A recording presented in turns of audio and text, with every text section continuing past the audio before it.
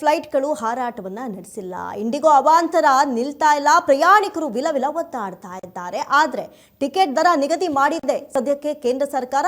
ಇದರಿಂದನಾದ್ರೂ ಜನತೆ ನೆಮ್ಮದಿಯ ನಿಟ್ಟುಸಿರು ಬಿಡ್ತಾರಾ ಅನ್ನೋದನ್ನ ಇನ್ನಷ್ಟೇ ನೋಡ್ತಾ ಇರಬೇಕು. ಈ ವಿಚಾರಕ್ಕೆ ಸಂಬಂಧಪಟ್ಟಂತೆ ಬ್ರೇಕಿಂಗ್ ನ್ಯೂಸ್ ಲಭ್ಯವಾಗ್ತಾ ಇದೆ, ನೋಡ್ತಾ ಹೋಗೋಣ.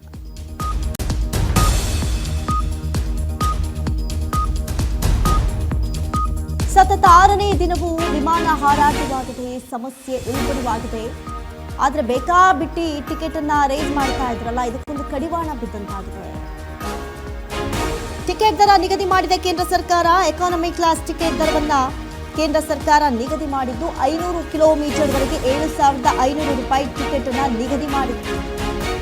500ರಿಂದ 1000 ಕಿಲೋಮೀಟರ್ಗೆ 12,000 ಟಿಕೆಟ್ ನಿಗದಿ ಮಾಡಿದರೆ 1,000ರಿಂದ 1,500 ಕಿಲೋಮೀಟರ್ಗೆ 15,000 ರೂಪಾಯಿ ಟಿಕೆಟ್ ದರವನ್ನು ನಿಗದಿ ಮಾಡಿದೆ.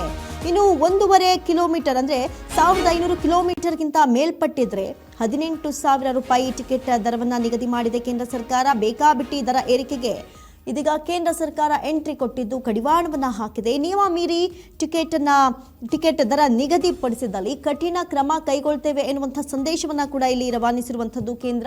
ಸೊ ಫೈನಲಿ ಕೇಂದ್ರ ಸರ್ಕಾರ ಎಂಟ್ರಿ ಕೊಟ್ಟಿದ್ದು ಕಠಿಣ ಕ್ರಮ ಕೈಗೊಳ್ಳೋದಾಗಿ ಎಚ್ಚರಿಕೆಯನ್ನು ನೀಡಿದೆ. ಯಾವಾಗ ಪ್ರಯಾಣಿಕರ ಸಂಖ್ಯೆ ಉಲ್ಬಣವಾಯಿತು, ಯಾವಾಗ ಪ್ರಯಾಣಿಕರಿಗೆ ಒಂದು ದೇಶದಿಂದ ಮತ್ತೊಂದು ದೇಶಕ್ಕೆ ಹೋಗಲೇಬೇಕು ಎನ್ನುವಂಥ ಸಿಚುಯೇಷನ್ಸ್ ಕ್ರಿಯೇಟ್ ಆಯಿತು, ಅಂಥದ್ದೊಂದು ಸಂದರ್ಭದಲ್ಲಿ ಅದರಲ್ಲೂ ಕೂಡ ಇಂಡಿಗೋ ಅವಾಂತರವನ್ನು ಮುಂದಿಟ್ಕೊಂಡು ಬೇರೆ ಏರ್ಲೈನ್ಸ್ಗಳು ಬೇಕಾಬಿಟ್ಟಿ ದರವನ್ನು ನಿಗದಿ ಮಾಡ್ತಾ ಇದ್ರು. ಇನ್ನು 5ರಿಂದ 10,000 ಇರುವಂತಹ ಟಿಕೆಟ್ಗಳನ್ನು 30,000ಕ್ಕೆ ಏರಿಕೆ ಮಾಡಿದರೆ 15ರಿಂದ 20,000 ಇದ್ದಂತಹ ಟಿಕೆಟ್ ದರವನ್ನು 70ರಿಂದ 80,000ವರೆಗೂ ಏರಿಕೆ ಮಾಡಿತ್ತು. 3 ಪಟ್ಟಲ್ಲ 5 ಪಟ್ಟು ಹೆಚ್ಚಳವನ್ನು ಮಾಡ್ತಾ ಇತ್ತು. ಆದರೆ ಇದಕ್ಕೆ ಎಂಟ್ರಿ ಕೊಟ್ಟಂತಹ ಕೇಂದ್ರ ಸರ್ಕಾರ ಕಡಿವಾಣವನ್ನು ಹಾಕಿದೆ.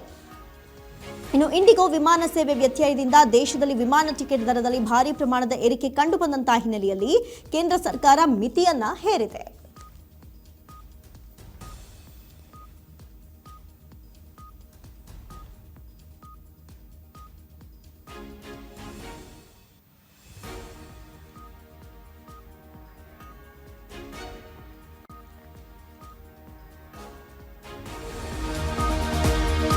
ವಿದೇಶಿಯರಿಗೂ ತಗ್ಗಿದ ಇಂಡಿಗೋ ಫ್ಲೈಟ್ ಕ್ಯಾನ್ಸಲ್.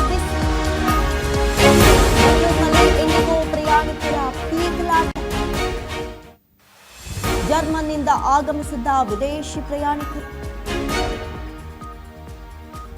ಕೊನೆ ಕ್ಷಣದಲ್ಲಿ ಫ್ಲೈಟ್ ಕ್ಯಾನ್ಸಲ್ನಿಂದ ವಿದೇಶಿಗರು ಪರದಾಟವನ್ನ ನಡೆಸಿದ್ದಾರೆ.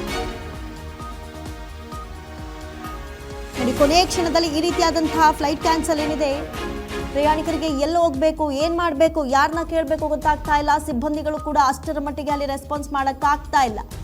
ಇನ್ನು ಜರ್ಮನ್ನಿಂದ ಆಗಮಿಸಿದಂತಹ ವಿದೇಶಿ ಪ್ರಯಾಣಿಕರು ಕೂಡ ಏನು ಮಾಡಬೇಕು ಅನ್ನೋದು ಗೊತ್ತಾಗದೆ ಪರದಾಟವನ್ನು ನಡೆಸಿದ್ದಾರೆ.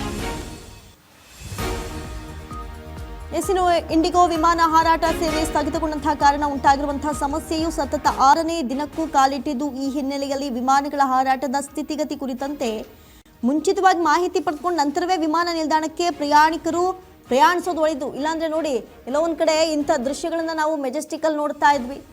ಅಂಥ ದೃಶ್ಯಗಳನ್ನು ಇದೀಗ ನಾವು ಏರ್ಪೋರ್ಟ್ಗಳಲ್ಲೂ ಕೂಡ ನೋಡ್ತಾ ಇದ್ವಿ. ಇನ್ನು ಸಮಯಕ್ಕೆ ಸರಿಯಾಗಿ ಬಸ್ಗಳು ಬರಲಿಲ್ಲ ಅಂದರೆ ಈ ರೀತಿಯಾದಂಥ ಸಮಸ್ಯೆಗಳಾಗ್ತಾ ಇತ್ತು. ಆದರೆ ಬಹುಶಃ ಇತಿಹಾಸದಲ್ಲಿ ಇದೇ ಮೊದಲ ಬಾರಿ ಅನಿಸುತ್ತೆ ಇಷ್ಟು ದೊಡ್ಡ ಮಟ್ಟಿಗೆ ಎಫೆಕ್ಟ್ ಹೊಡೆದಿರೋದು ವಿಮಾನ ಪ್ರಯಾಣಿಕರಿಗೆ.